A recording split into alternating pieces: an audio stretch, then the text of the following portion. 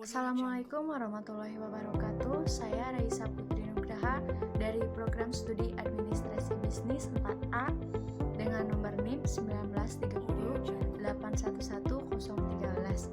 Di sini saya akan memenuhi tugas sumber daya manusia dengan membuat video dan PowerPoint, yaitu yang bertemakan tentang total quality control. Apa itu total quality control? Total quality control adalah sistem manajemen yang dinamis yang mengikut sertakan seluruh anggota organisasi dengan menerapkan konsep dan teknik pengendalian kualitas untuk tercapainya kepuasan pelanggan dan yang mengerjakannya. Dasar total quality control adalah menganalisis kecakapan dan manajemen partisipatif dengan sikap mental yang mengutamakan kualitas kerja. Menganalisis adalah kesediaan bekerja sungguh-sungguh, jujur dan bertanggung jawab melaksanakan pekerjaannya. Selanjutnya di sini ada mentalitas dasar total quality control, terbagi menjadi dua.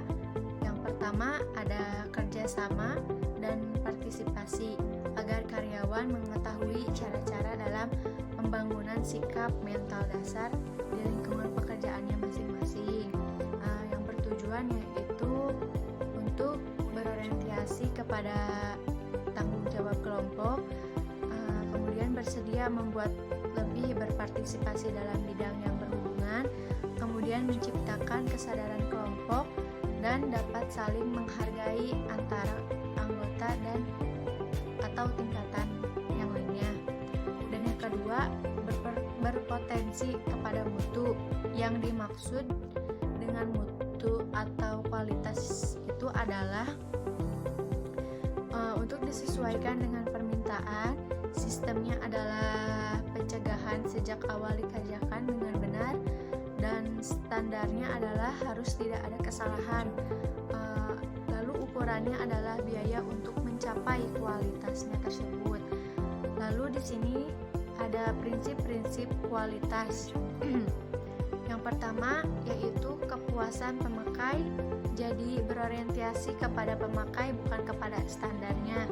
Yang kedua, mencakup kualitas dari semua jenis pekerjaan. Yang ketiga, merupakan tanggung jawab setiap orang sehingga sejak awal harus dilaksanakan dengan benar. Lalu selanjutnya di sini ada pengertian kualitas.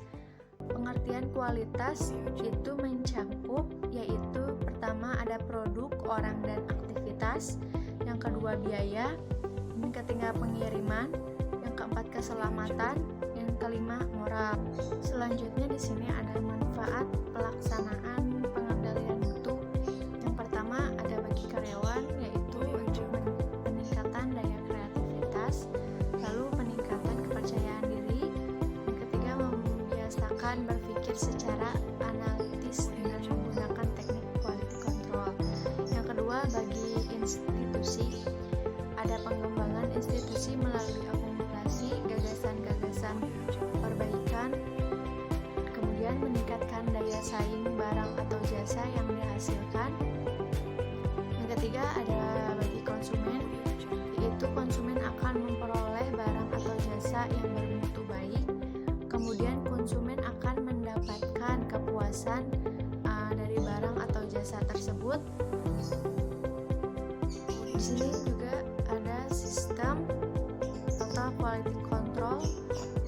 Sistem manajemen total quality control meliputi apa yang dimaksud dengan manajemen, kebijakan manajemen, proses kerja gugus TQC, tujuan gugus kerja TQC.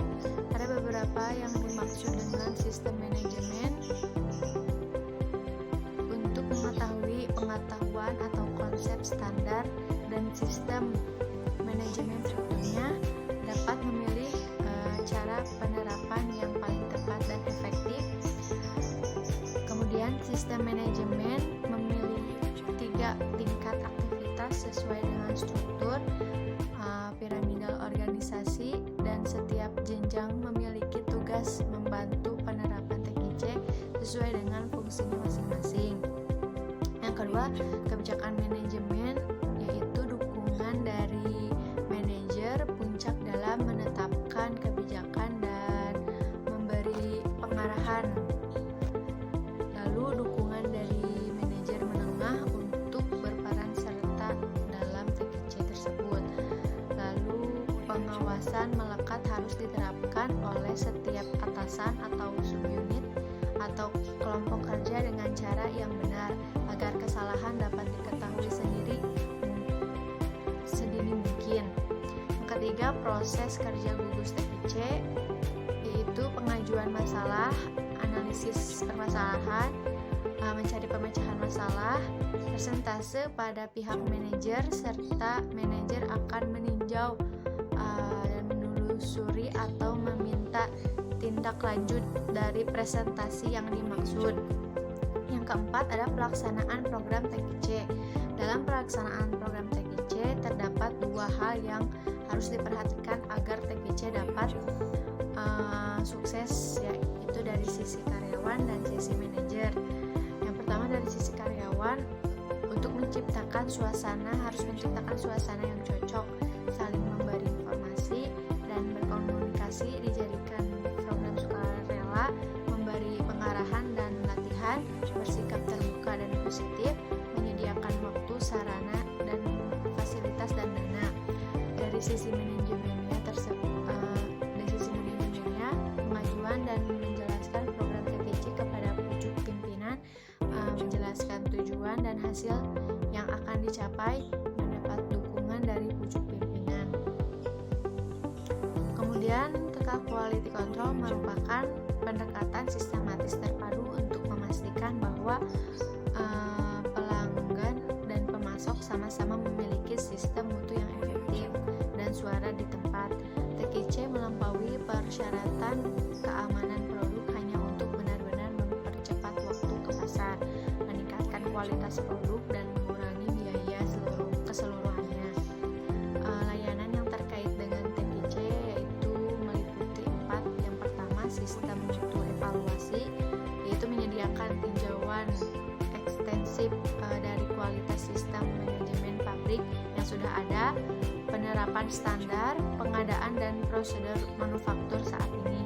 Yang kedua, sistem TKC setup, yaitu menawarkan nasihat tentang cara untuk sepenuhnya memanfaatkan sumber daya perusahaan dan memperbaiki sistem produksi secara keseluruhan. Selain itu, berlaku langkah-langkah pencegahan dan korektif untuk membangun sistem reachability pasti dan rinci dan pengadaan bahan baku untuk pemasaran produk. Yang ketiga, catatan sistematis informasi produksi, informasi dokumen dan catatan produksi dalam database seluas intertek di setiap titik dari proses manufaktur. Data yang dikumpulkan meliputi peralatan terkait dan kinerja material, proses pemeriksaan, standar keselamatan dan informasi kepatuhan. Dan yang keempat, proses atau produksi verifikasi data, yaitu strategis memverifikasi sistem produksi secara keseluruhan dengan menyediakan audit proses dan audit produk untuk memastikan validalitas dari semua sistem. Identifikasi setelah sistem TKC siap, verifikasi data untuk memastikan semua standar terpenuhi dan memberikan resolusi tepat waktu. Kemudian di sini ada pemecahan masalah TKC dilakukan dengan cara plan, do, check and action yang dijabarkan menjadi 8 langkah. Yang pertama, menentukan prioritas masalah. Yang kedua, menjelaskan mengapa masalah itu diprioritaskan. Yang ketiga, mengenali status masalah. Yang keempat, susun langkah perbaikan. Yang kelima, melaksanakan langkah perbaikan. Yang keenam, periksa hasil perbaikan tersebut. Yang ketujuh, mencegah mengulangnya masalah. Dan yang terakhir, menggarap masalah selanjutnya. Mungkin cukup sekian yang bisa saya presentasikan. Mohon maaf apabila banyak kesalahan. kasih.